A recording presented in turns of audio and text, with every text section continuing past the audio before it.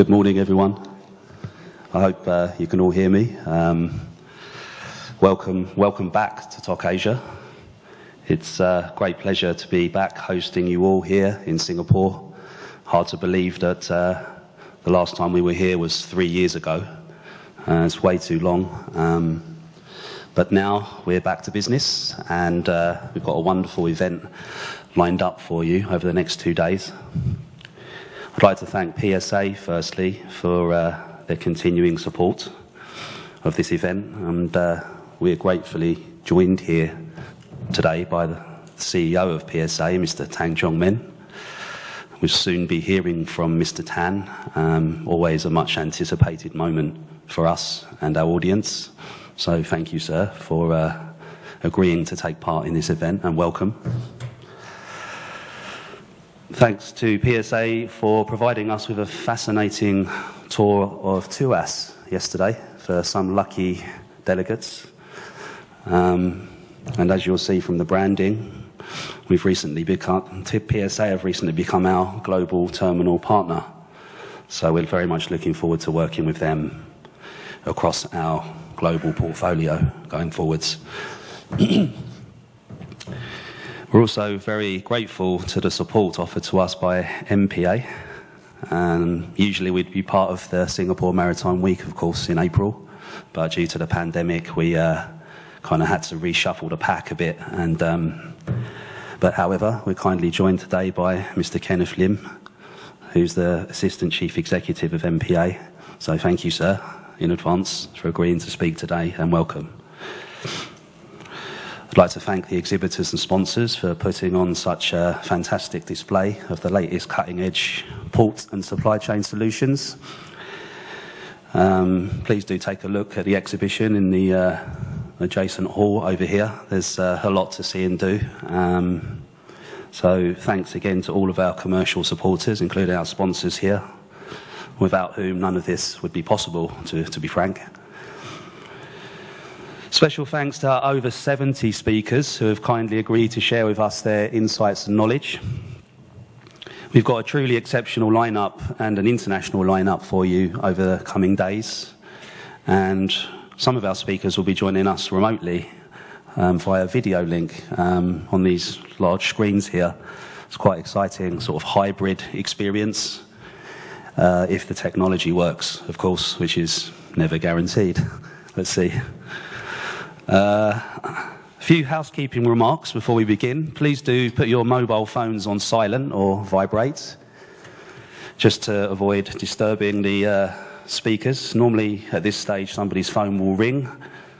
Just give it a few seconds. Not this time.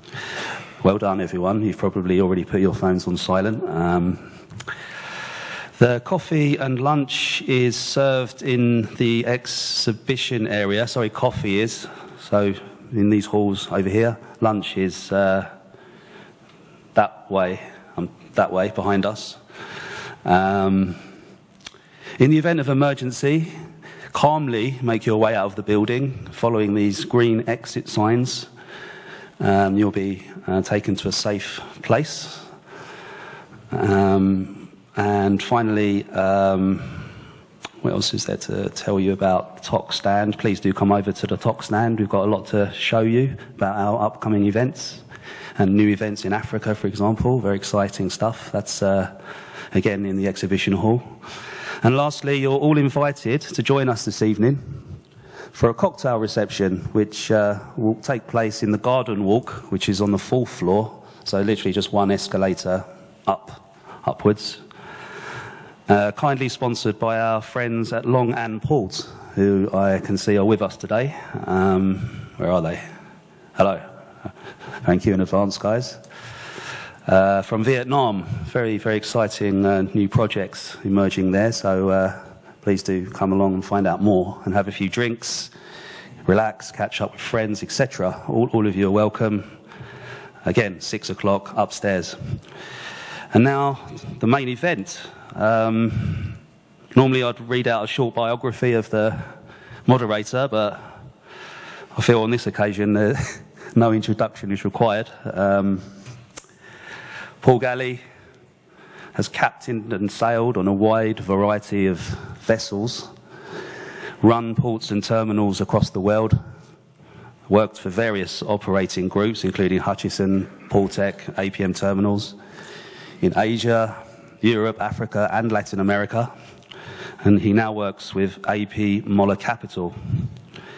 Paul is a great friend of TOC. He's been to probably more TOCs than I have, which is saying something, and a friend of mine personally. So it's a great pleasure that you're here today, Paul. Thank you. And please join me on stage and hand over to you. The floor is yours. A round of applause for Paul Gallie, everyone.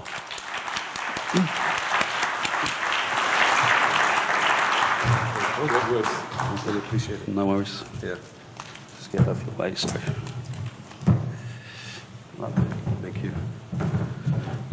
Good morning, ladies and gentlemen. It's a great honor to be back here at TOC in TOC Asia after these years of challenges that we've all faced. And I think it's a pleasure to see so many of you in the room here. I thank Paul for his kind words and my introduction, and also to the wider TOC team, TOC team, who have once again put on a fantastic event. And I'm sure over the next couple of days, we're going to leave wiser and probably, as all these events do, having even more questions, so we can bring them back into the industry discussion and keep moving forward. Today, we're going to be really drilling down and finding out about, global trade and what enables global trade to become more efficient. Singapore itself is a global enabler for maritime trade. You've seen the development of Singapore over the years, and I personally have been involved with that because I first came here in 1982 as a cadet on a Panamax bulk carrier, and I left the ship here, and actually where we anchored is probably round about where this hotel is right now. So getting a little boat ashore to Clifford Pier in those days to go home after 6.5 months on a ship. So to see what's happened with Singapore is personally very, very inspiring. And I think to aid me in the discussion today, we have two very distinguished and learned speakers and experts in this subject. So Mr. Chong Meng and Mr. Kenneth Lim. Can I invite you to the stage first, and then I will introduce you. Thank you.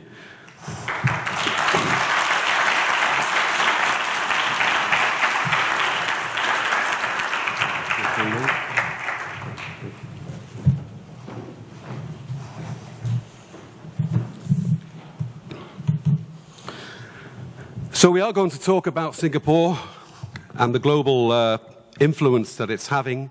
It is the world's largest transshipment port. And yesterday, actually, as Paul mentioned, some of us were fortunate enough to go and visit the new extension of, actually interesting because it's not just an extension of a port system, it's an extension of a whole country into TUAS and the phase 1, and fascinating to see the size of that and how TUAS will be.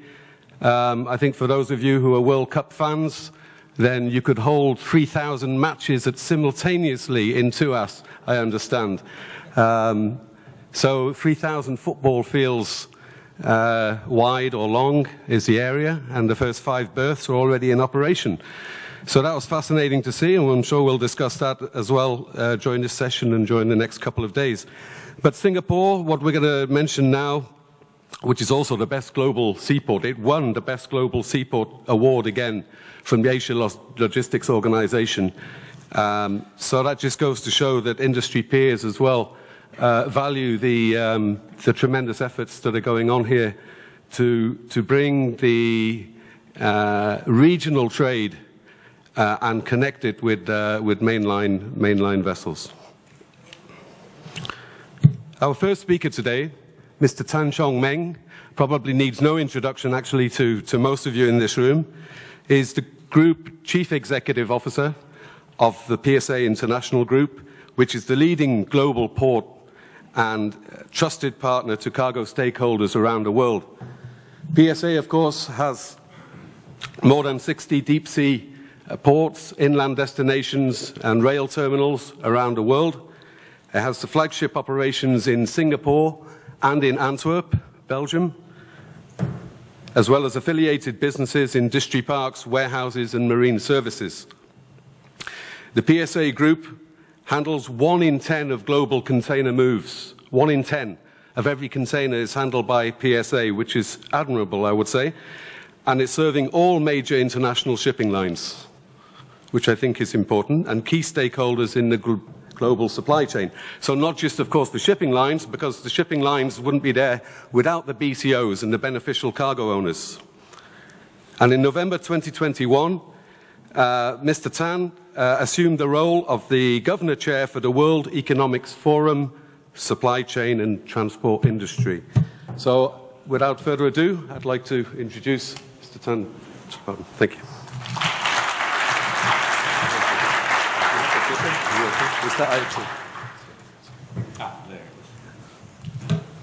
Okay. Well, you can see that Paul is a lot taller than me. Good morning, everyone. And first, I must say thanks for coming. Earlier session, always a challenge when you're competing with the World Cup. There was no plan when you look at the title that I chose a number of months ago, that the World Cup will take place at this time, or that TOC will take place in the middle of World Cup. So the word game was just by accident. Firstly, I want to say thank you very much for supporting PSA, supporting Singapore, and also being a part of this very important conversation as we look forward at what the future demands of us. And hence my provocative title, are we going to be the liability or the game changer in future supply chains? Thank you for those of you who have visited to us and had a first view of what we are doing there between MPA and ourselves. And Kenneth, maybe when we have filled out the third finger, we should start to think about World Cup before we run the fort stadium, build a few. But my embarrassing confession is that I actually don't follow the World Cup. I don't understand the colors. But I know that you can't get into a conversation like this without first touching on the topic, because everybody will feel kind of strange, if you don't mention it. So my contribution will be, who will win the World Cup? Sorry? Yes. Maybe. Well, if you ask the astrologers and look at the horoscope, one authority, and I Googled this, you have to be very careful to rely on really good sources like Google. And horoscope expert says that it must be a religious country. The stars are aligned for a country that has religion at its core. So that kind of narrows it, or not. And then the other way of looking at horoscope, I was told, is this thing called a tarot card, this card with pictures on them. So somebody fished out a card that has a picture of a boy and a girl, and the boy handing to the girl a cup, a gold cup. And there were 5 other cups that happened to be in the picture. So they say, cup number 6. So now who has won the World Cup 5 times? Again, on the basis of authoritative data, it was Brazil. So they say, it must be Brazil because there's a 6th cup. But then they looked again and they say, this boy and this girl are wearing colors of red and blue. And then I say, this may be referring to Hansel and Gretel. So it may be the UK or England. And then, of course, if you ask the mathematicians and look at the betting that is going on now, more mathematically speaking, then you have indeed at the top possibly Brazil or Argentina or a number of other countries. So, well, as they say, the only thing I know about football is that once in a while, in 90 minutes, the ball gets into this thing called a net. And I much prefer a much smaller ball, a white one, seeking a hole 300 meters away. Okay, now I'm going to cover a few things. So that's World Cup for you, all right? I'm going to cover a few things in my conversation with you, discuss a bit about the major trends that we should watch out for. A very short recap, really. And then my assessment of where we stand after COVID over the last 2-3 years. I think Kenneth will speak also about the impact of COVID and what MPA has done. And then I will go into the PSA response to that and would like your feedback in terms of questions after the conversation. But in the sharing about PSA, do bear this in mind. We spent 45 years building a portfolio of ports. But we realized in the last 10 that that itself, as a philosophy of our mission, was no longer adequate. That technology has arrived, both physical technology as well as digital technology, that we could connect and we could think of our ports as a network. Now, a network of ports doesn't get us to end, so we've gone from ports to network to corridors. And then from corridors now, we're thinking solutions. In fact, after the addition of the last member to the PSA family, BDP International, which is a 3PL global 3PL company, we've now got a complete suite to talk to end customers and to look at every stage of the game from source to destination. So I'll share with you a bit about that and what we're trying to do with that new portfolio.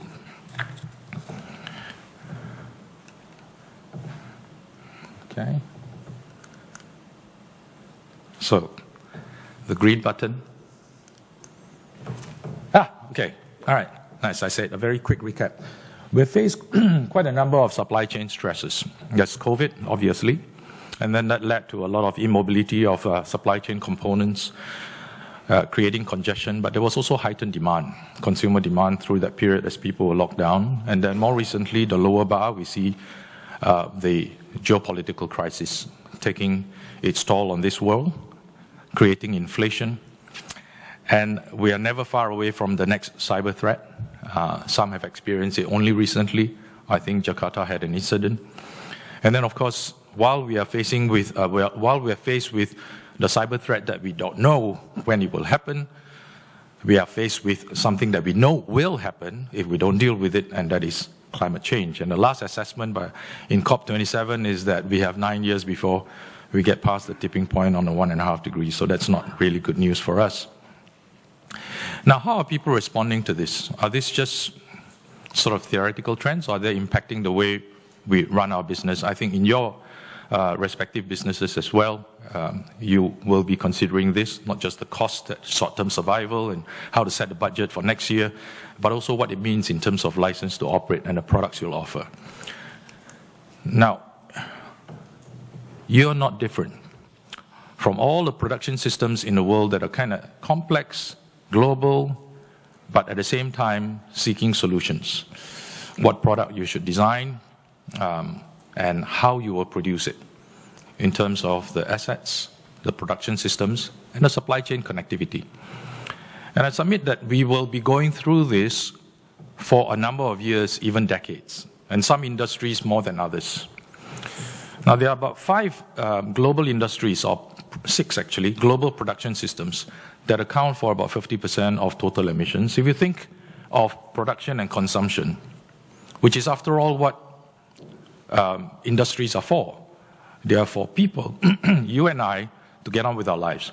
So no surprise, it's food, it's construction, it's automobiles, it's electronics like semiconductors, and then more closer to our own daily needs, FMCG and fashion. Now, these 6 categories are very complex. Production systems are global, but yet consumption is local because it's you. And so, as a result, I mean, the world is twisted in knots, trying to figure out what are the trade systems and how to take advantage of this and grow as regions and not let another person supplant your authority in particular technological areas like chips and so on. Because we know that actually everybody has to be involved, but yet it is something that we all have to be concerned about together because of the stresses that we share. As I said, every industry is different. They contribute differently. Food, as an example, contributes 26% to global emissions between production, harvest, processing, distribution, consumption, or the waste, and somewhere in between, supply chain negative impact. Somebody forgot to switch on the refrigerator or something like that, right? So we all have to be concerned about this, and as PSA, we have for a number of years been studying this trend, the effect that production systems, or rather the realities that production systems will need to go through.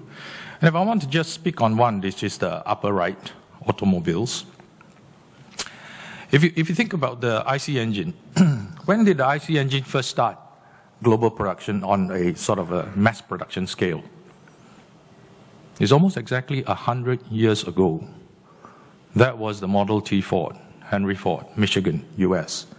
And then there were developments in Germany, in Europe, and then the substitution began. And for 100 years, we've had automobiles with IC engine of one form or another. Now, the whole production system has evolved to serve the complex manufacturing of vehicles.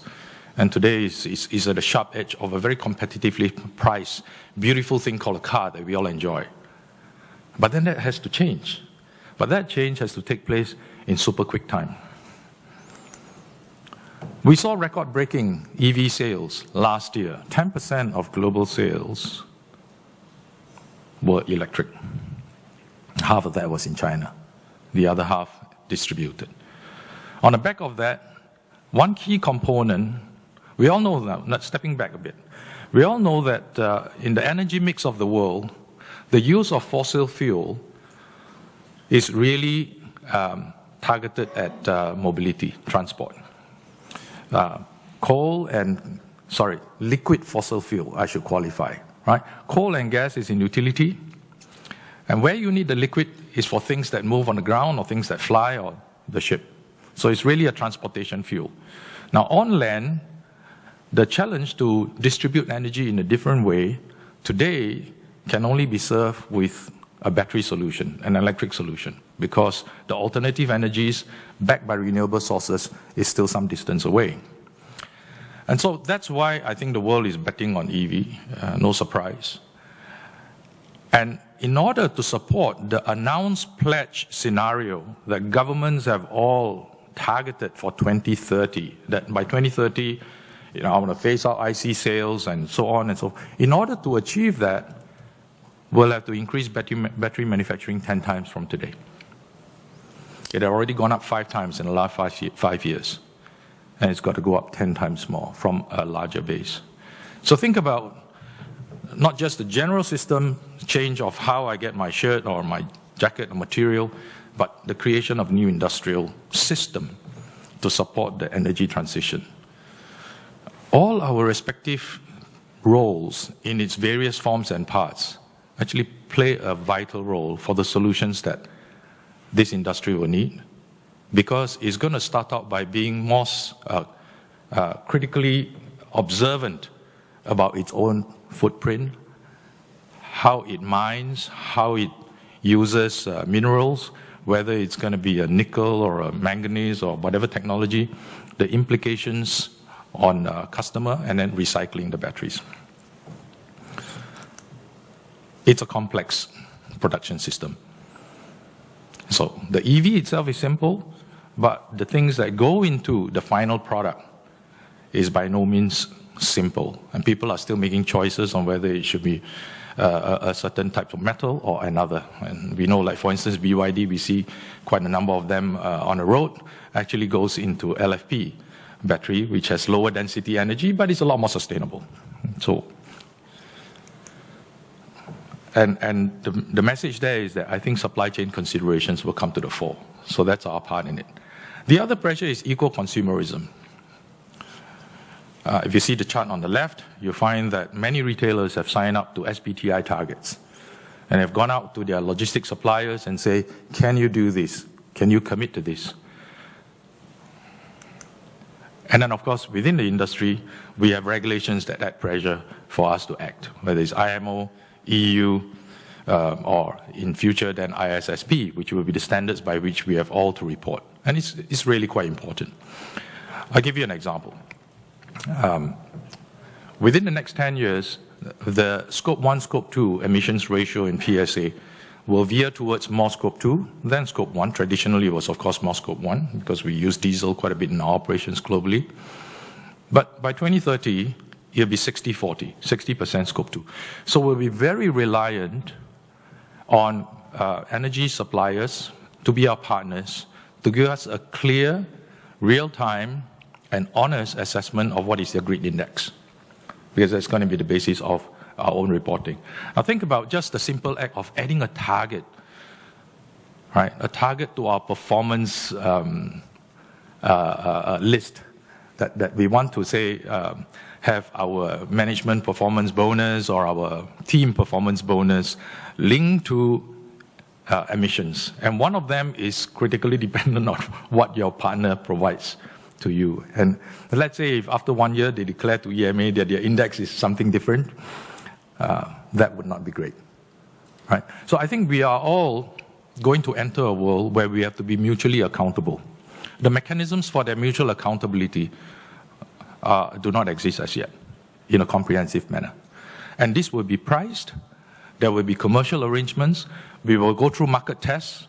And I'm not suggesting you go through things like what FTX went through, but there will be incidents which challenges our basic beliefs of whether are we doing the right thing or is this all hocus pocus. But we have to hold on together because there is indeed a mission-critical real outcome that we have to solve, and that is the future of our planet and our people. So regulations are compelled by that, and for good reason.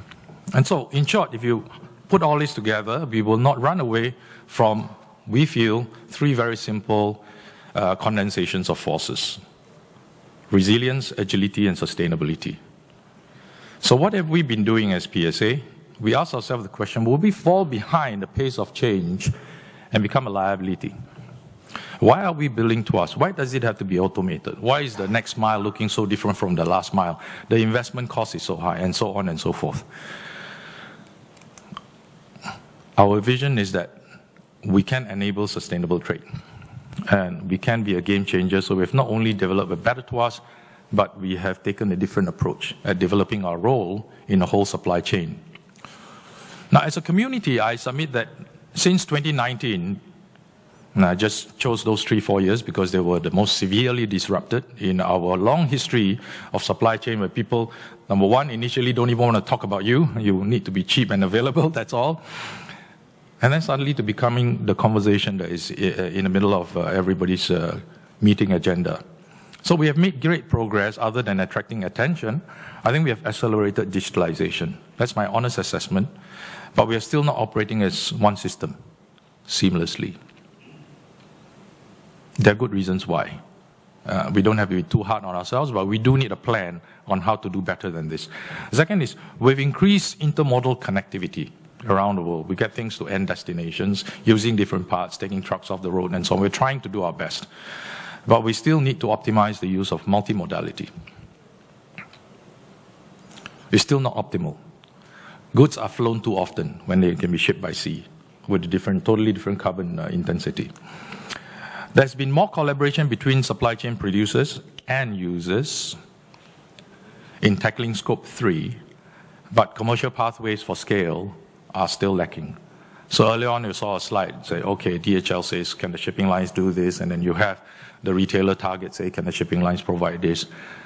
But to commercialize at scale, a global system, we're not there yet. We've agreed on the need for energy transition, users, equipment manufacturers, designers, and all sorts. But aligned actions fall short of climate crisis goalposts. Okay, we've made good progress. But if the bar for getting grade A is the requirements after the but, then I think we have fallen short. And that's why, it's 3 steps forward, 2 steps back. Now, PSA today, where are we? I mentioned just now that, and Paul said we are 1 in 10. But more importantly, if you look at the pie chart on the right, we have now restructured our business into 2 classes. One is ports and one cargo solutions.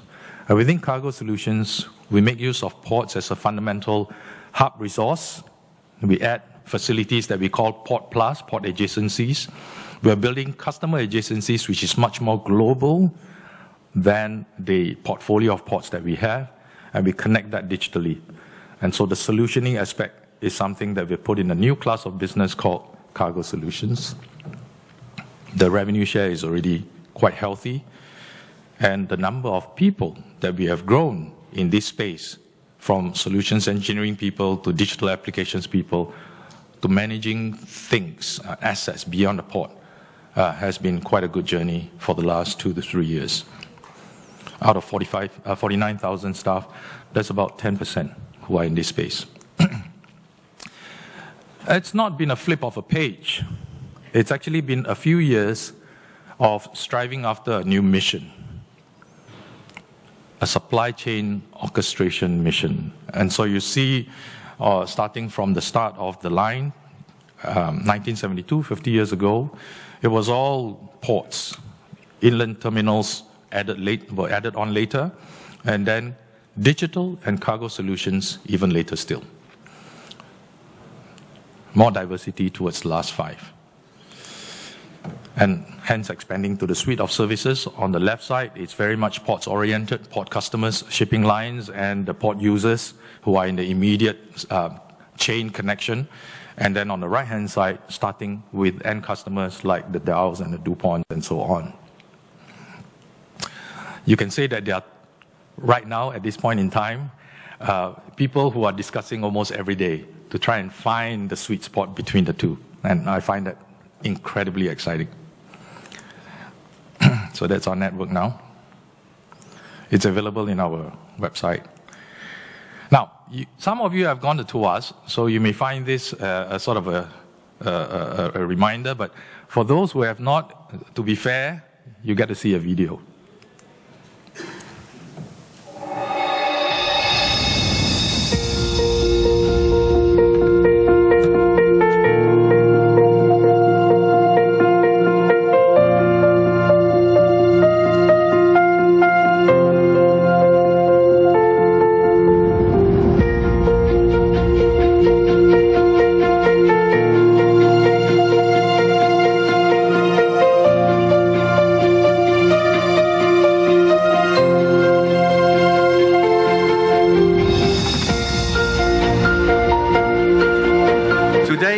The exciting beginning of a new era. 3 years ago, I came here to launch the development work for Tuas Port.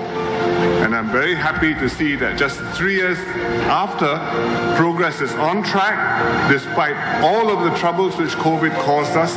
And we completed phase 1 last December, and ships are calling and the port is in operation. Well done, PSA.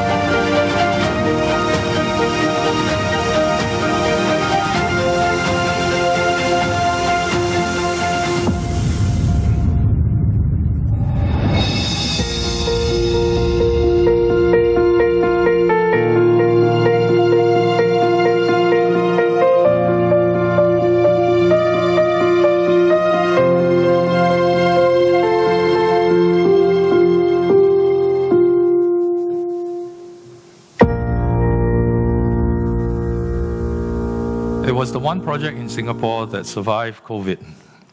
We wanted to commence operations in the 4th quarter of last year, and actually we did. And I want to say thanks for all the people who are part of the engineering, the construction, as well as the equipment supply. We may have imagined it, but you help us deliver it. Thank you very much.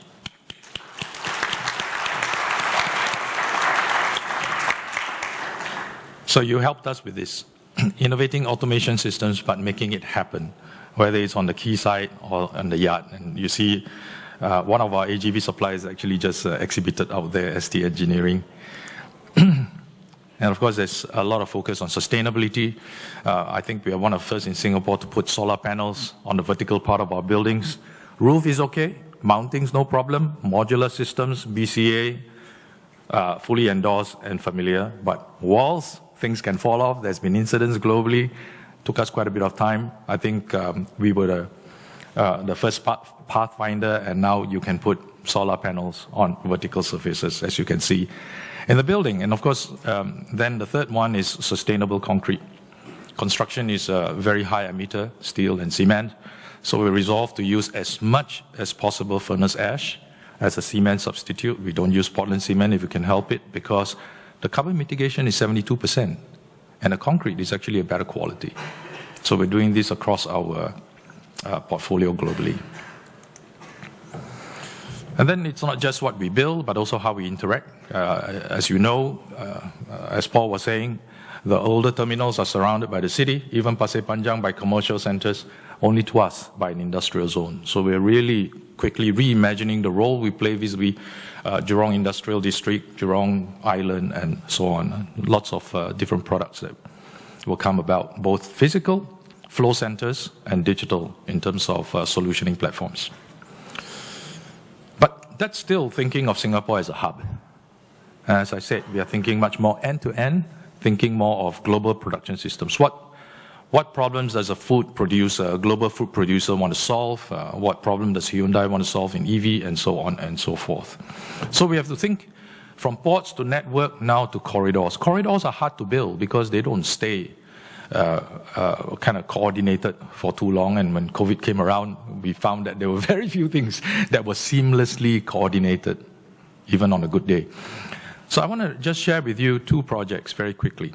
This is a project called the Southern Trade Corridor in China that was initiated between the Chinese and the Singapore government, and we had an anchor role in there. And it is a corridor between Qingzhou in southwest China, the port, to Chongqing, and from Chongqing through China Rail Express to Europe. So there's already a network of commercial rail in China, but it was not effectively helping the hinterland to open up, which was the ambition of the Chinese government, of course. And so in 2016-17, there were discussions on how to make super connectivity happen with Chongqing, covering financial, data, air, and logistics. And so we had the logistics piece, and you can see in terms of the dots, the number of pieces that we have to invest in order to make this concept a reality.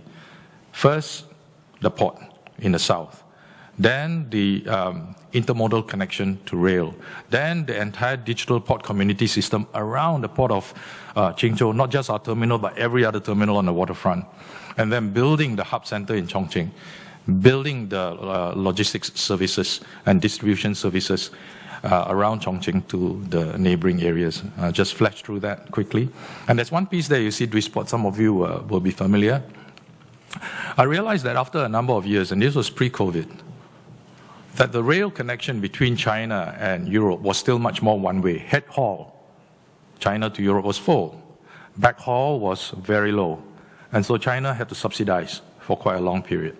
And I said the confidence of European exporters, especially from Germany, to use the corridor to ship by rail to China must be enhanced. So I invited Duisport to become our partner, and today they are shareholder partners sitting shoulder to shoulder to give confidence, but also to rethink the design, so that now the backhaul is actually very full, and partly because of COVID as well. So some numbers to show the results. I mean, this was just a port, a humble port. 2015 it was 2 million. 2019 it started to grow, 3.8 million TEUs, and last year it was 6. Fastest growing terminal or port actually in the whole of China and maybe the world. And then in 2016, we invested in this entire network in China. And as you can see, this is the one that springboards into the China Rail Express and supports the movement into Europe. And this network supports 59% of that corridor that goes to Europe. And we had to create multiple joint ventures with multiple stakeholders in order to make this happen. On the one side, the left side, you see the connectivity solution company, which is a development company, asset light, pushing all the strings, pulling all the strings and pushing all the buttons to make people interested in and support the concept of Chongqing, inland Chongqing, as a connectivity center. And then, of course, you have to build the stuff to make it happen. That's the company on the right side, which is asset intensive. And then I mentioned about putting in a digital system. We have had PortNet for the longest time in Singapore, as you know, 30, 40 years. But it just happened in Qingzhou 3 years ago. And look at the savings that they have enjoyed. Then I talk about building the rail intermodal. This is rail on dock. And doesn't always exist. And we said that if we are committed and we want to do it properly, we actually have to invest. So the black blocks, as you can see, were all built. And when you do it right, the numbers, the volume tells the story. During COVID, it was the fastest growing. This was operational last year and was launched this year. It's a building in Chongqing itself. So all these various pieces enable us now to declare that there are a couple of corridors that we can truly support, whatever your interest. Now, we are trying to replicate or kind of use that imagination in the various countries that we serve. We used to think we serve the port and its immediate neighbors or its immediate stakeholders. But now we think we serve the country. So if you look at the Kingdom of Saudi Arabia, and of course I would say that for the next 5 to 10 years, you better be there. If you're not there yet, go there. Find out what's happening, talk to people in Riyadh, know their projects in NEOM. It will have, I would say, maybe the most investment, the most cranes, the most active construction yard in the world for the next decade. And of course, then they need a supporting logistics system. So we've been quite honored to have been chosen as the single operator in Dammam, consolidating the port over 2 tranches, 2015 and 2020. That was during COVID. And then last year, and in fact earlier this year, we took over the Riyadh dry port. So now you think that there's another corridor actually being formed within Saudi Arabia for their consumption, their requirements, but also for their exports. People like Aramco, Sabic, and so on. And you can then see how the control tower concepts can now become a reality for producers from Saudi Arabia to stage products before they even have a customer. And then if the customer is in China, the freight forwarding aspect going to China, all the document clearance, and so on, becomes totally seamless. And then if you look at the box that gives you the data, you find that you save an extraordinary number of days as well as carbon footprint that's calculated by our system, Callista. Now all this has been possible because while we were expanding our geographical footprint and components of involvement, we were building digital engines. On the lowest left box, it was our terminal operating system, which is just to keep up with the complexity of shipping operations and advanced automations in our ports. And then the community system, which still deals with container, but then we went on to build Callista, which is cargo system starting from 2018, and that deals with the contents of the container. And of course, we then realized all this would not happen if we did this in silo. We need a proper data exchange and governance setup, and so we built a 4th physical and digital engine, which is Event Hub, and collaborated with GSBN, which is international, and SG TradeX, which is a nation-based data exchange system. Now, all this still looks like components within the kitchen. There's a part which has pots and pans, part which has the vegetable, and so on. How do these become digital solutions? Well, together with BDP, you saw our wheel just now with port services on one side and customer services on the other side. I know you're an equipment supplier, but you need logistics too, and that can be your requirement. We're actually recomposing our components of digital engines to become digital solutions from the demand problem statement inwards, but backed by a center of data infrastructure. We control the central architecture. Notwithstanding, we need to have that agreement and alignment on data environment with other stakeholders like yourselves and others in the government and also in other parts of the logistic chain. And for instance, here we have the International Chamber of Commerce, whom, as we speak, is working through the various trade documents. There are 40 major documents. And as I understand it, over the next few quarters, we'll see the publication of the change of a number of these documents on how it become more digitally friendly. So we're working on this very quickly. That's why I say I'm very confident, optimistic, but at the same time, we need a new concept, an Internet of Logistics. Now, most equipment and process people will think of Internet of Things. I've got an edge, I've got a sensor, I can get information. But for codependency and interoperability, you need something that allows that to mesh. And it starts with the ultimate consumer's or customer's problem statement. to give the customer back control so that they can redesign their production system, I submit that we need to all work together so that we can have a proper logistical solution, hence Internet of Logistics. We're getting there, okay. And then SG TradeX is how we exchange. We need trust, we need governance, and the best person to offer that is government, but not just any government, the Singapore government. You know what I mean, right? Then digital, so I talk about corridors, I talk about creating a digital engine. I think we have to innovate for sustainability, but with the right data and mechanisms, we have a better chance to know where we are headed. So we start with simple solutions. This is an example of one where we help shipping lines. During COVID, many ships were sailing to port and rushing, trying to catch up because they were delayed at the last port, only to find out that they have to sit it out at the next port. And so we said, don't sit it out. We will work with you from further out at sea, and you navigate on the basis of best fuel usage. So we call it OptiArrive, work with DNV on the systems, work with partners, and you can see the data shows that there has been very good positive outcomes. So we're trying to scale this, and then to expand on its usefulness, that okay, on the one hand, it's helping you to arrive at the right time, so we've got our berth ready for you and so on, and you are quite settled with having saved a lot of fuel, that's great, at high price. But there are also other things that can be coordinated as well. So our marine platform called One Handshake has launched recently the Sapphire system that allows also people to coordinate their other activities in port. Now, that's on the shipping line. We're also turning our attention to a next part of connectivity with the port, which is, of course, hauliers. In Singapore, there are 7,000 hauliers, of which Singapore owns PSA owns 20%. And they're all diesel guzzlers. And each of these vehicles, their mileage and the usage should be the equivalent, one day would be equivalent of your car for like 3 weeks to a month.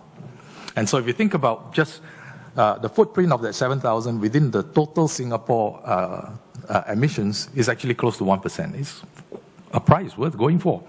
But to do that, we need all the transitions. The business model of the truck must change, because why? We have 240 companies that own these 5,000 trucks. Now take the 1,000 plus that we own, that's 5,000. So to transit that takes a couple of $1 billion. It's not going to happen by flipping the page. Then you need to think of the battery infrastructure, the energy system. But if you put that together, we can actually have a new system, and because it's quite contained, it can handle, I believe, within a relatively short space of time. And we feel, I mean, it's not our total business, but we feel that we are prepared to step out and actually do this for community. Then further afield, shipping line, you've heard about corridors. I won't get into that because this is a big topic, I think a very important one, to ensure that the end customer has confidence that a shipping mitigation is not episodic, but there's a structure to ensure that it is verifiable, but at the same time also it will keep scaling over time. So to become game changers, how must we change the statement? I think very simply, we change the but to N. N, yes, accelerate, digitalization and operate as one system. I think it will take another 3-5 years if we get the data right. If not, it will take even longer. Multimodality. Commercial pathways for scaling supply chain solutions, and energy transition. So I'll give you 2 questions. One, I know you have a lot of data from equipment and so on. Will you organize your data in a way to be part of the Internet of Logistics? Not for the PSA Internet of Logistics, but for our Internet of Logistics. Will you act on Scope 3 and align to industry on energy transition? Bifurcate your actions into one where you can align and scale, and one where you say, well, it's nice that I can be a different, from all the rest, but may not have a chance to scale. So, align if possible. Do that first before you do other things. I think for the next few years, if we have that as our attitude, frankly, we have a better chance. Differentiate if you can. Innovate, of course, but I think collaboration de-risks our total effort. So let's be game changers. Thank you.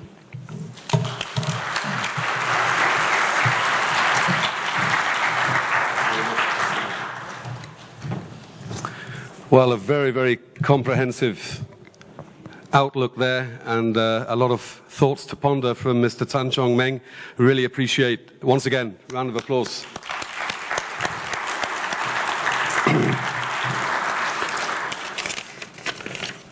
There are a lot of things there to consider and to discuss later. We will have some time after Kenneth's presentation for some Q&A, so please get your thinking caps on and come up with a few stimulating questions. I always think these events are far more valuable to the industry when we have a bit more of a dialogue, interaction with the delegates and the speakers.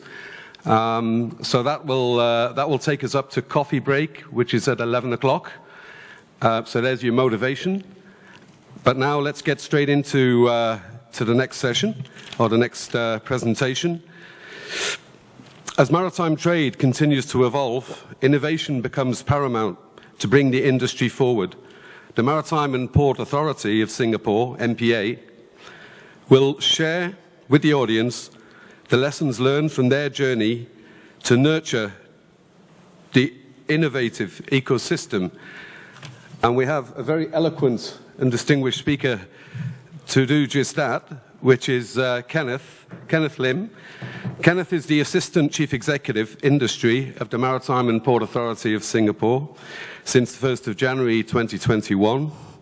And Ken has built up a very strong network of maritime Singapore industry players, including the digitalization and HR innovators of shipping companies in the startup community. He is currently overseeing the Maritime Strategy and Policy, International Maritime Centre, Business Capability Development, as well as Innovation Technology and Talent Development. And I'm only halfway through his CV at the moment, so I'd admired that he had time out to come and speak at this conference with that day job that he has. Kenneth has over 25 years of technology-related experience, starting his career as a programmer in PSA and becoming Vice President Technology Development, Trade and Logistics in Crimson Logic, which we saw on Chong Meng's presentation, and Senior Vice President in Energy Market Company before joining the public sector in 2011. His professional experience covers sectors in the seaport, logistics, IT, and energy industries. So please give a warm welcome to Mr. Kenneth Lim. Thank you. Thank you. Maybe if you could, maybe we will show a short video, because this year is actually the 50th year of containerization that has happened, and containerization is regarded as one of the great innovations in our sector. So maybe I'll play a short video first before... Did you know that Singapore is celebrating 50 years of our containerization journey this year? I'm at the National University of Singapore, where we're holding an exhibition to trace our history. Join me to find out more. Our world before the container was introduced was a very different one. Stepping into well-stocked supermarkets that offers us a wide variety of consumer choices has not always been the norm. Before the container was introduced, everything had to be produced close to the point of consumption. This was because it was simply not profitable to transport goods over long distances.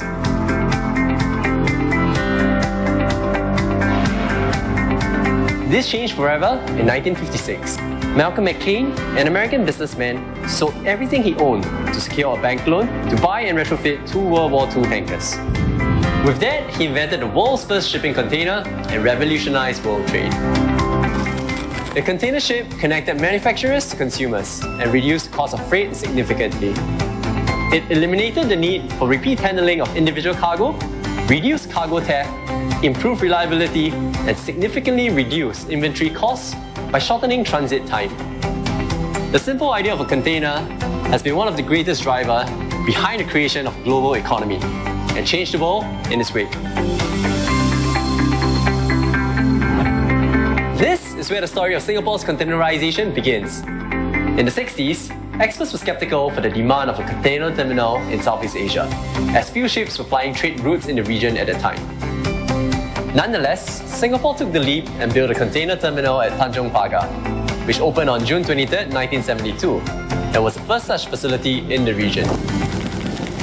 We received our first container ship, MV Nikon, which carried about 300 containers from Rotterdam. Global container shipping grew rapidly in the 80s. By 1982, Singapore became the world's busiest port by shipping tonnage.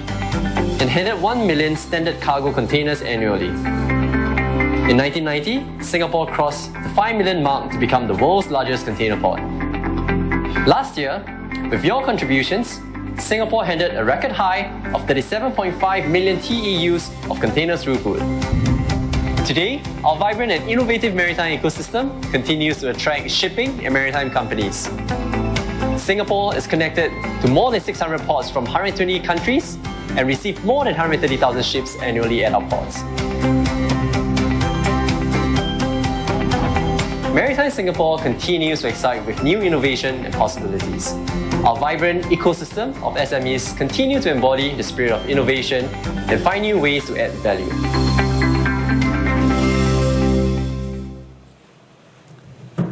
Good morning, ladies and gentlemen. I hope this has given you a short glimpse on the last 50 years of innovation. So I'm going to talk about the innovation ecosystem that will hopefully spur us in the next 50 years with all the participants here collaborating in this journey together.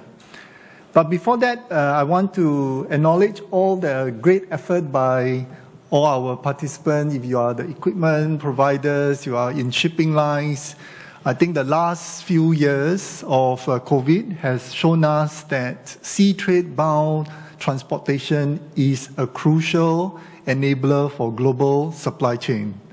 And while the air aviation could not fly cargoes around the world, it is the shipping lines, it is the port across the world that keeps the goods flowing and all the essential goods going into the home of every household. That actually is the effort of everyone here, whether you keep the ports open, equipment safe, performing, and the seafarers who actually work very tirelessly on board the ships, and of course all our logistic players who carry the goods to every supermarket, to every household. And for MPA and our stakeholders here like PSA, I think it's also a very important milestone for us because both the commercial, the regulators, and many other stakeholders work together tirelessly to make sure that the COVID is contained. I can remember how PSA had to manage all the workers in the port in the early days. And even the engineers themselves have to go down to set up tent and work out and all using their engineering capability for many measures that we have to put in place to enable the seafarers to be transited and change over in Singapore. So from day one, we keep our ports open. We make sure that we can facilitate crew change in Singapore. And we have facilitated more than 340,000 of seafarers to change in Singapore. And later on, vaccination services for our seafarers. So all this to make sure that our ports can continue to service all the shipping lines and all the goods that flow through Singapore. So I think preparedness in terms of emergency as well as resiliency that have shown by all the stakeholders here. And that is important because that shows that the world's supply chain and the global supply chain can always rely on sea transport to make sure that all these goods can flow, whether it is the consumer goods, whether it is the bulk, whether it's tankers, chemicals, all these flow into Singapore port. And these are important areas in which we must continue to build up our resiliency. So over the last 2 years, if your company has contributed a lot in this area, you should acknowledge your staff. Make sure that in the year-end message, tell them and remind every one of us, we are not out of COVID, but we have learned to be agile, as Chong mentioned, resilient, and we must be prepared for the future. I will not go through this. Meng has mentioned about the key drivers across our industry, and I'll just touch on one last part, which is the bottom right, which is global talent. So in the midst of all the disruptions and decarbonization, climate change, there's another big challenge for us in the industry is the global talent. And I think as an industry, we need to continue to attract and to build up a strong pipeline of talent to ensure that the global supply chain can be enabled. So, also during the COVID, as Chong mentioned, we make sure that if there's one thing that must keep going, is the construction of Tuas Port. If there's one thing that we must keep going, is to keep the ports open, right? And there is utmost support from many parts of the government, regulation, to make sure that this continue to happen. So this is almost like our dream, Tuas Port, that comes into reality, as Chong in the video has shown. And this will continue to go into the 2040s, right? So now at Pasir Panjang, you can see the operation, and then in the 2040s, you'll see the full finger tree and phase 3 all completed and operational in Tuas, right? Now, Chong also mentioned Tuas Port is actually not just a port, but it's actually an ecosystem. And in the Singapore waters, actually, this Singapore is also a top bunkering hub. So many of our overseas guests, when you fly into Singapore, you see a lot of ships out from the window of your plane, and someone told us that, oh, that means there are congestion in Singapore. No, that is the day-to-day picture that you get when you fly down to Singapore. These ships are at our anchorages, and they are taking ship supplies, they can be doing bunkering, they can be doing crew change in Singapore. So at any point in time, there's 1,000 vessels out in our anchorage, and our anchorage space is only 700 square kilometers. So we have very limited sea space and land space. And actually, our airspace is also very limited.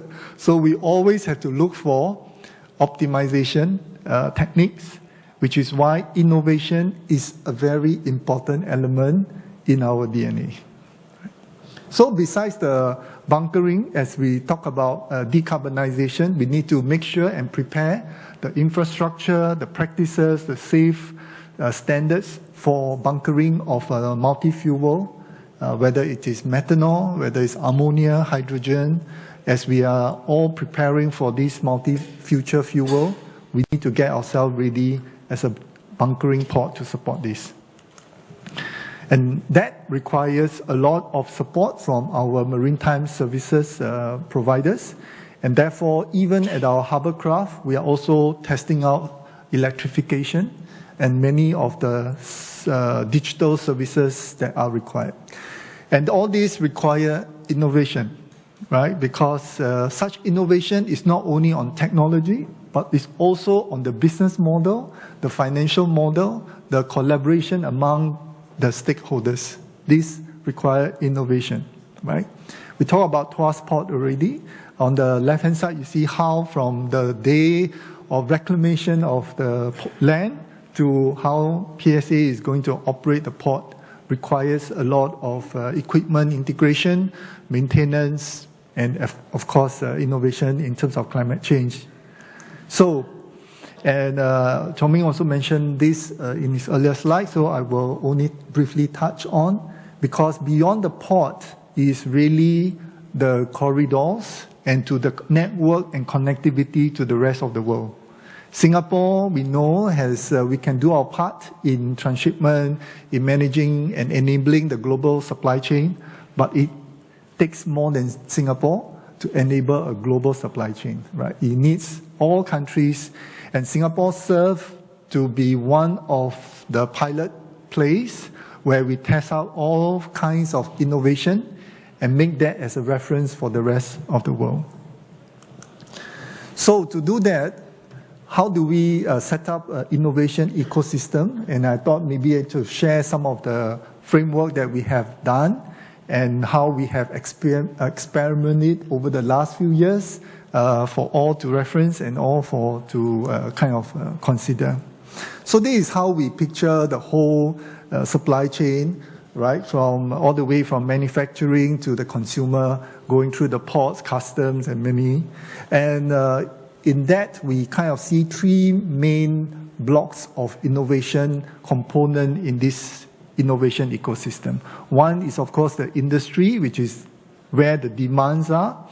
And on the right-hand side is where the solution developers are coming, right? And on the bottom is actually the enabling environment that we need to put in place. And this, you see, is actually a bit of a tripartite relationship between the industry, the solvers, and the regulators. All right? And I want to spend a few moments using the next few slides to illustrate how we actually set up this ecosystem in Singapore. Right? So, first, on the solver part, I think this is where we did formulate the PS71, a startup program that we launched 4 years ago. PS71 actually stands for Port Innovation Ecosystem Reimagine. And 71 is a famous place in Singapore at Ayer Rajah Crescent, is Block 71, where NUS Enterprise started to formulate some of the startup, the VCs, and the accelerators in that block 71. Right? So we actually set up PS71 at that co-location space. Every year, we do get a challenge statement from our industry, right? So as a regulator and an industry developer, we actually encourage all shipping lines, port, and all the industry players to come forward with your challenge statement. With the challenge statements, we then post it to the global startup and says, look, everyone, this is the maritime and sea transport kind of challenges. If you have a technology that actually addresses this challenge, come and propose to us. And then every year we will do the matchmaking, and then we'll give them some funding to build up some of these startups. So we do kind of like just funding, pre-seed funding to allow them to do POC, POV with the companies, and then they will walk away with the companies to further develop their product. So this has been happening since 2018, and some of the results there have shown that many of the startups actually do benefit from such a program. One is to be able to be aware of what are some of the challenges in our industry, and two is to bring their solution from either within the industry or outside the industry to Maritime. So, for instance, there are some in the startup that is from construction industry. They use drones to inspect buildings, and they use drones to inspect many of their construction progress. What is it that it takes for them to be in Maritime inspecting cranes, or it could be inspecting tankers or inspecting vessels? So these are some startups that actually come from other sectors, including medical startups and education startup as well. So startup is an important enabler for innovation because they come out with, well, you can say it's crazy ideas and new technologies that seems impossible, but if it is nurtured, given the right environment, they could actually be nurtured and help in our innovation. But the innovation for startups actually solves, almost like with your industry challenges. But we know to build up the deep capability in Maritime, we still need to invest in R&D areas. So R&D is research and development is an important area in which we invest in the IHL, the Institute of Higher Learning. So across there, you see from NTU to NUS to Singapore Polys, there is actually a lot of research projects going on. For instance, in NTU, on the first one is on maritime energy. So different pathway, what are some of the fuels, what are some of the capabilities of this fuel for shipping? That is addressed by NTU, MESD. In NUS, there is a center for next generation port that we set up, and PSA, Jurong Port, they all contribute together to look at some of the new capabilities that we need to build in TOC, and the researcher can use optimization, simulation to kind of validate some of the design that we have in mind. Singapore Poly looks at the maritime safety aspects and they use VR, AI to monitor how master of a ship manages all the equipment on board with eye tracking mechanism such that they know whether the master is being fatigued or which level of stress. Right? TCOM is actually in NUS. They have just launched their deep basin ocean to do numerical physical simulation. So if you have offshore wind and offshore vessels that you need to go to offshore areas, they are able to do such simulation and to assist in some of the validation of the ship design, right? And there is a global center for maritime decarbonization. This is launched last year, where we work with the industry partners, 6 founding partners, each contributing 10 million, and MPA matches the 10 million each. So we have 60 million and 60 million, 120 million to launch the Global Center for Maritime Decarb to help to trial some of these future fuel in Singapore. Right? So now currently they are studying the ammonia bunkering standards as well as the assurance framework for biofuel. Right? The last two, bottom right, is we have just recently launched 2 programs. One is on cybersecurity. As we push forward on decarbonization, on digitalization, one of the greatest risks is that you are hit with cybersecurity threats. So it is important, whether it's onboard ship, onboard systems, or even land-based systems, what are the security posture that we should take and strengthen? So that is in SUTD. And with A-Star, we are looking at maritime AI. As Chong mentioned, there's a lot of data generated across the value chain. The question is whether our researcher could actually come out with machine learning and good algorithm to help our companies to look at things differently. So this is the R&D community. So you have startup, you have R&D communities, and we also work with other research programs like NAMIC, the National Additive Manufacturing Industry Consortium, to look at 3D printing, right? So, in PSA, they also have tried 3D printing, and for shipping, they are also looking at 3D printing for spare parts on board the ships. Especially during the last 2 years when, if you need to have a spare part to be flown in from another country, that is a major challenge. And therefore, 3D printing gives a pathway and option for ship managers to look at, to print these parts. And this is where the OEMs here, if I can do a rally call, is to look at such technology and see if there are collaboration opportunity to set up 3D printing hubs in Singapore, work with the researchers and of course your printers to see if the parts can be printed in Singapore, where you can digitally control your design and it can only be printed, and then thereafter the design IP is being protected. Of course, on the right-hand side, we want to look at to see if the satellite technology could also help in parts for shipping and, of course, to the ports as well. So these are the solvers, right? We call them solvers because whether they are R&D, they are researcher, they are startup, these are solvers who will produce and provide solutions for our industry. Then you need enablers. And these enablers is to allow such solution to be trialed, to be tested. And this is where the living lab concept comes in. So PSA actually have also set up the living lab before they move to TOC. Whatever equipment that they need to test out will always be tested out in the living lab to ensure that the operation is seamless, all the teething issues could be solved. Likewise for Jurong Port. And even, Voyager Worldwide, which is they have just opened their global HQ in Singapore this year, has set up a living lab for a voyage for tidal data across the world.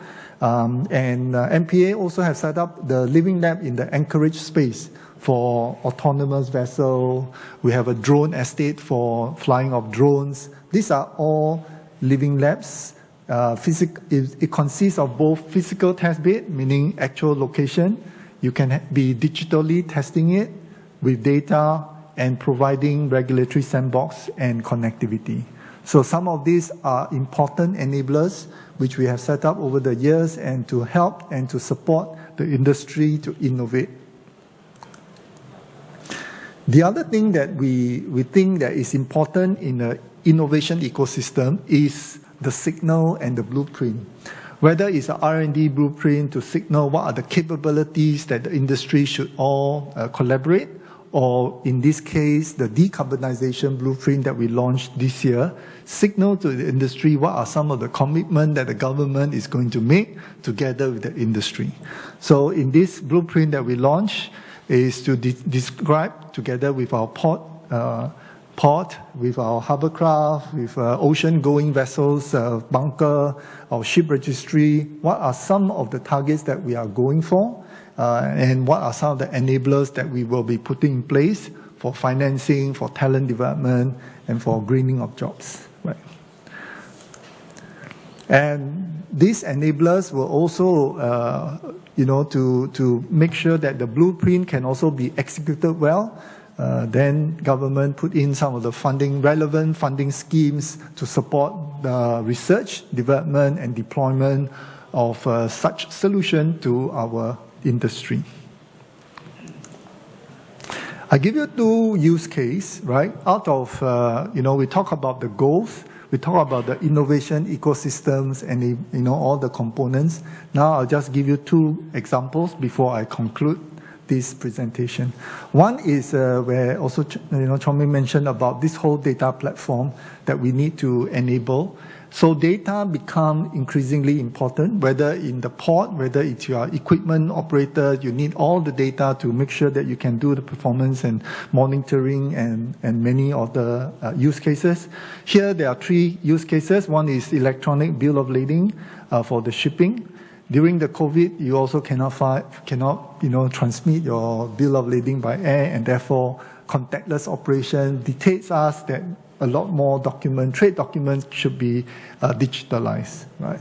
And the centerpiece is the bunker delivery node. This is again another good initiative, which I think Chong Meng mentioned about SG TradeX. It is an industry ground-up initiative. I think Chong Meng sits on the emerging stronger task force led by DPM Heng. And from the industry, they identify the challenge statement. They get industry partners to come together, and the regulator try to pave the way to make sure we are not the obstacles to such implementation. And outcomes is this electronic bunker delivery node, which is an industry challenge that is put forth. And here, where using the innovation ecosystem framework, we kind of funded 7 to 8 solution providers, get them test with bunker operators and these trials with the banks.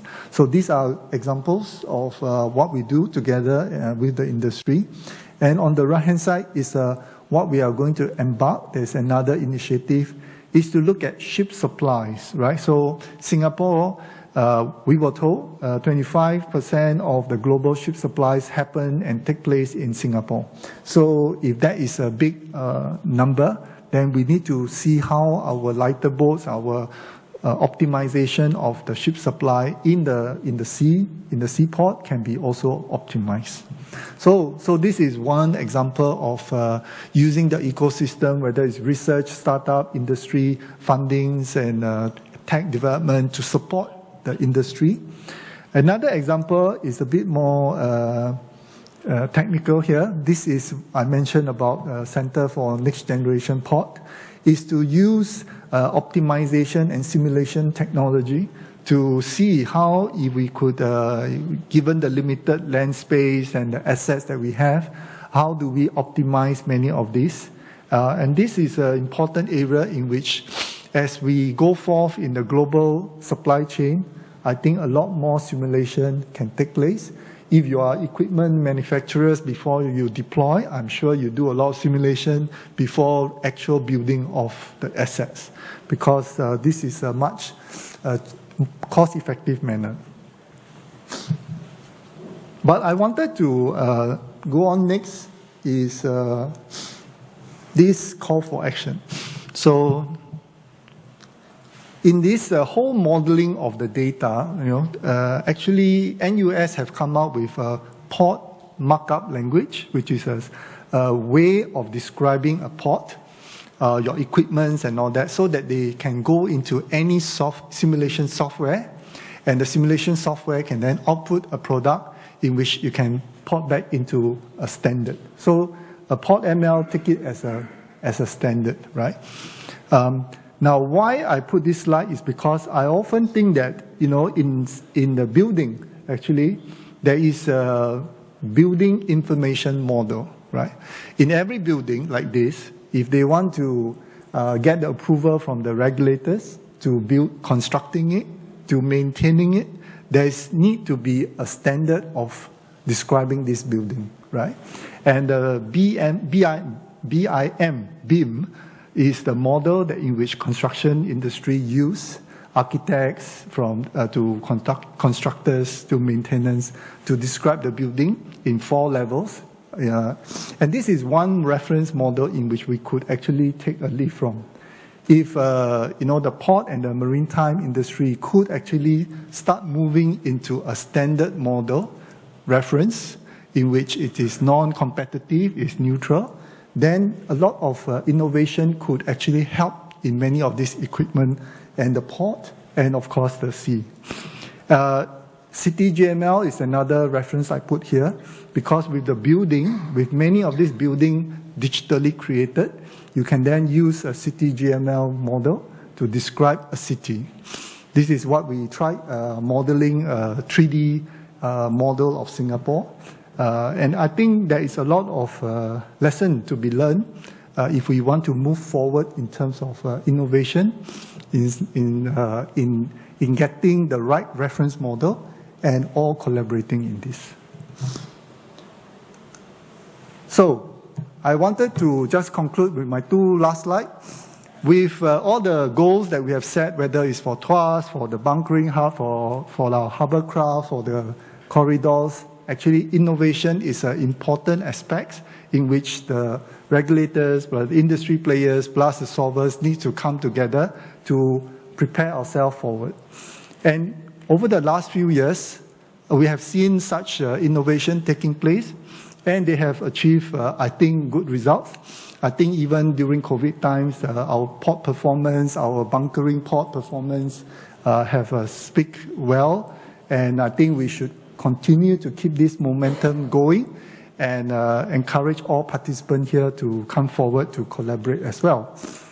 And of course, this is my last slide to say that Singapore, while we take reference and advocate the innovation ecosystem, it has kind of win us some acknowledgement from the global industry. I think this is an acknowledgement of the hard work by all stakeholders, but it's also an acknowledgement about the innovation that takes place within the industry. So encourage all to continue to innovate and of course make Singapore your living lab. Thank you very much.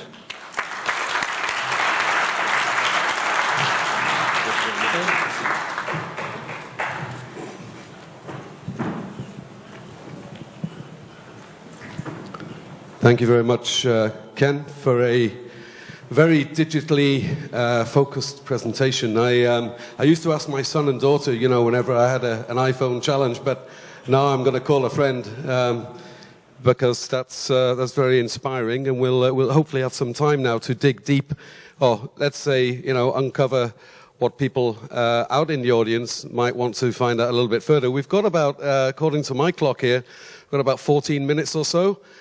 Where we could have some questions, so please think. I'll just give a couple of the key points here, which Chong, Meng, and Ken raised during their presentations. Chong, Meng talked about supply chain stress. Did we actually during COVID? Did we manage the test? Did we fail the test? And you can see that a picture of ships anchored off Singapore doesn't indicate congestion. But perhaps if they're anchored off Los Angeles, Long Beach, it might do.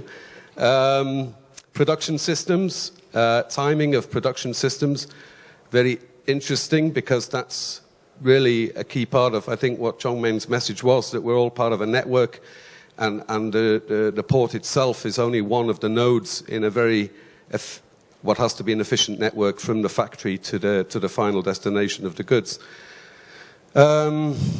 Untying knots. I was always taught in my seafaring career how to tie knots, but now apparently we have to learn how to untie knots in this network. And then also, Chong Meng mentioned, you know, almost 100 years ago today, the start of the Model T Ford. And you know, actually today is also, to bring the sort of the calendar up to date, exactly 50 years ago today, Atari launched the first games console with the Pong game. Remember the little Pong tennis game? That was launched on the 29th of November, 1972. So there's a 50-year anniversary for you. You know, also Callista, very interesting system. And you know what I found when I was preparing for this conference? I found this little thing here, which I was given some years ago by PSA, which is a little memory stick on a credit card size. And I kept it all the time, and it's a presentation on Callista. So it's good to see these systems and the ones that Ken mentioned being very active in this space. Yeah, we're talking about even things like the steel manufacturing, nickel and manganese. I work for AP Moller Capital, and we invest in a range of industries, including bulk ports. Some of our bulk ports in West Africa are actually exporting manganese and nickel, which are very vital components for the steel-making industry. And just to touch a little bit on what Ken said, just to stimulate your thoughts of questions, enablers, solvers, the Pier 71, this is fantastic stuff because, you know, you mentioned about bunkering and electronic bunker note. That's something which really, I mean, I must have bunkered many, many times when I was at sea, and it's always a bit of a, you know, it's a bit of an adventure, let's say, when it comes to the paperwork. So that's a really great thing to see. Partnerships and, you know, ecosystems, innovation ecosystems, and research and development, the importance of R&D and digital twins. So I think, you know, in summary there, you can just see how innovative Singapore is. In a way, it has to be. It's constrained by its landmass, increased the landmass somewhat with the TUAS by 3,000 football pitches. But in terms of efficiency, my takeaway from this is that Singapore has done it, is doing it.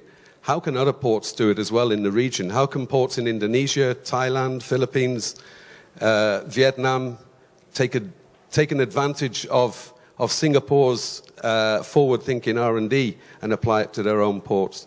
So at this point, I'll open it to the floor. If I could ask you to be brief with your question, to state your name and also the organization that you represent. I think we've got Matteo, who can run around with a microphone. Anybody? Please, gentlemen over here.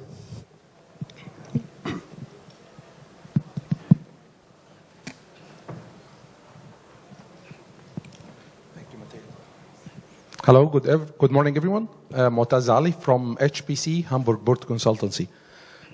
Thank you for the great presentation. I just have two questions, very quick. One is about the Internet of Logistics. It's a very interesting topic, and I think my question will be how to make it quite neutral platform for all players to feel comfortable of using it. Not to be, as you said, PSA, Internet of Logistics. And the second question, I think out of all this technology, one of the enablers is how to attract new generations to join the industry. Besides, this is a very important enabler. And we used to see the new generation have some resistance of working in ports for different reasons, the far distance from the community, working in shifts, a lot of other challenges. Then are there any best practice that we do here in Singapore that we can share with other ports as well about attracting the new generation to work in the port industry? Thank you. Why don't I do the first and you do the second? I'll talk about. So the Internet of Logistics is a concept. It sits in the back of our minds because I think many years ago when we started thinking about digitalization, everybody imagined themselves to be the hub and everybody else the spoke. So we're all hub and spokes. And a hub controls it all and will be the unicorn and show you the way out the door. And then, by the way, we're all community, so we're all friends. That doesn't work. And we all know by now that there's different layers of information of different types. Just within our industry, very simplistically, we can say that they are event information and cargo information. Event information is like the type you get when you open up your Google Maps and, 2 hours later, that information is not very useful unless it's for analytics. And then cargo information is commercially sensitive. It could be about the cargo, it could be the financial aspect, the regulatory aspect, or other features of the cargo sensitive to the cargo owner. And so you start to think that this all have to be regarded differently, respected, and supported in different ways. So indeed, when we think about trying to connect all this up, we started with the concept that we have to have the right protocols. So if you think about Internet started a few decades ago with hypertext protocols. And now we take it for granted, the HTTPs and the HTMLs, but they allow the system to store all kinds of searchable and retrievable information.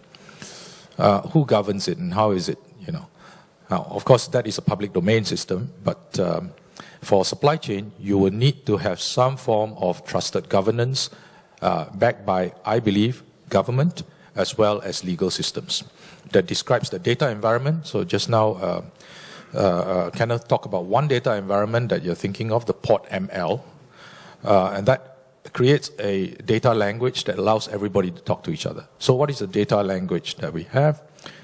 We have it from many years ago. People describe how a BL should look, but all these have to be kind of thought through and then supported by law. So once the environment is created, the system that allows interoperability or exchange needs to also be set up. So I'll just take one example to illustrate the point. During COVID, we studied many systems, whether it's TradeLens, GSBN, which are industry setup, and also neutral systems. And we felt that at the end of the day, trust is a very key factor.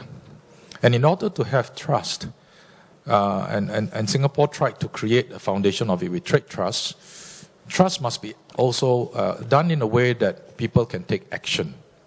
Right? So that over time, a few months, translated into this system called TradeNet. And just a 2-minute, or it doesn't take 2 minutes. SG TradeX is a public-private partnership where there are two entities, one entity creating the data exchange technology and infrastructure that allows for data communication, and another entity that allows solutioning.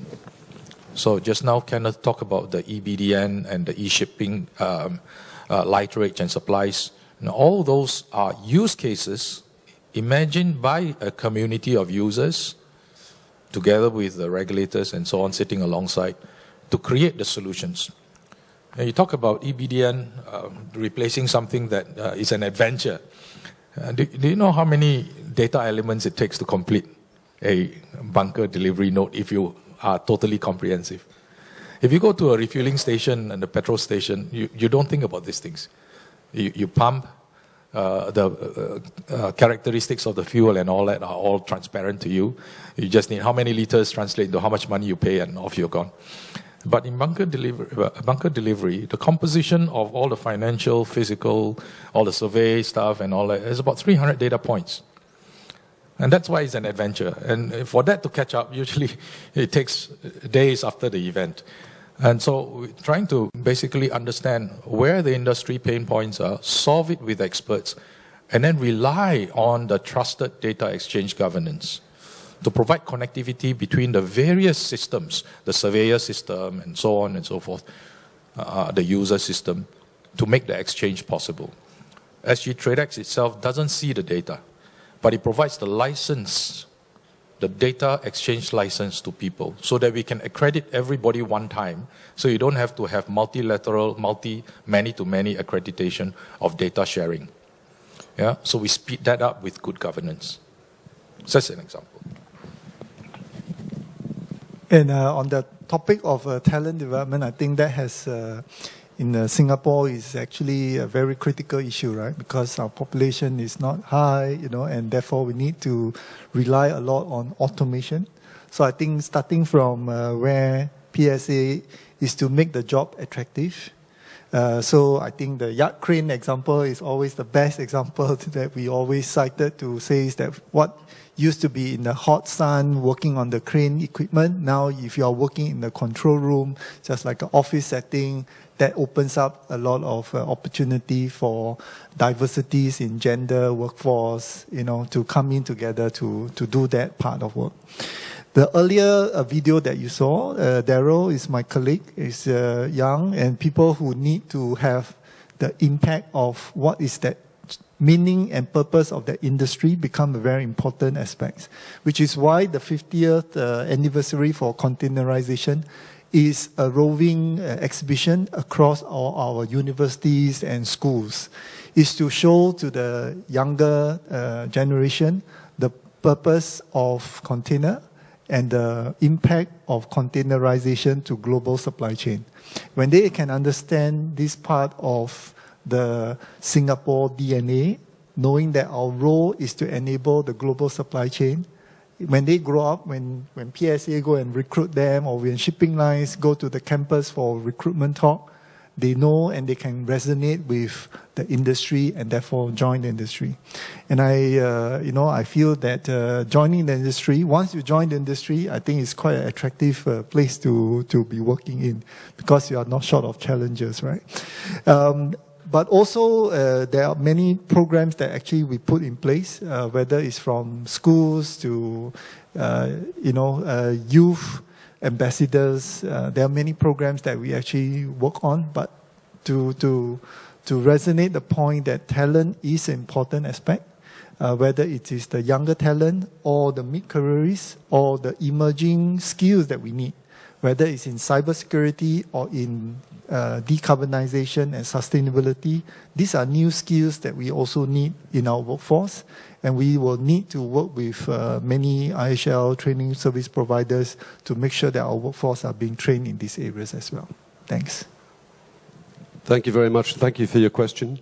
Unfortunately, the clock is ticking here, and I don't want to keep you away from your coffee.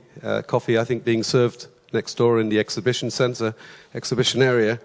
But I would also, before thanking once again Chong, Meng and Ken, please ask you to return at 11:30 for a continued discussion, which is the market outlook and how is the industry evolving to become more resilient, which I think continues to expand on some of the themes which our presenters have talked about today. Also, don't forget tomorrow morning, the keynote session from Professor Lin Lu, who heads up the Global Center for Maritime Decarbonization, where I'm sure we can expand a little bit on the bunker story and how Singapore is being very innovative to handle safely these new fuels.